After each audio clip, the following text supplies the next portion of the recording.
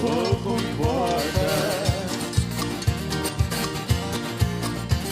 O cabo da minha enxada era um cabo bacana, não era de guatambu, era de cana caiana.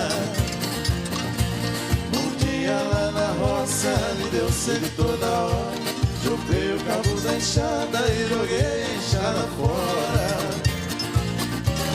Enxada que não presta, faca que não corta, se eu perder